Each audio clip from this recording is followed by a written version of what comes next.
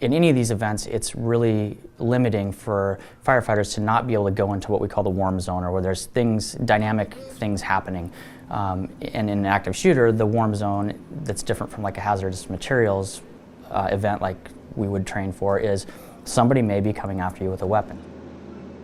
You see the amount of these violent incidents that go on, and it's sad. It's sad to see that we have to adapt to that type of situation. We're historically, fire and EMS, and we're really bordering on, we're working a lot closer with law enforcement on these types of things, because we have to be able to get into these victims and get them out. Because when you look at the studies and the people that have perished in these events in the past, it's because they've been left in that environment for too long. It was things that hopefully if you get them to a trauma surgeon stable, then if you control their bleeding or their breathing or airway issues, those types of things, you can have a better outcome, and we just haven't historically been able to do that. And unfortunately, with all the learning experiences we're having nationwide, we're able now to start adapt and change our response models to meet another need, and we want to be ready if something like that does happen in this community. We want to be able to affect that difference and make sure that our citizens are covered and we're able to get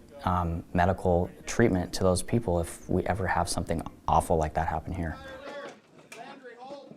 From what we've done historically is we'll have a building that they've prepped up, and there's usually simulated victims, so either we get actors to come in and we'll do makeup and make it as real as possible.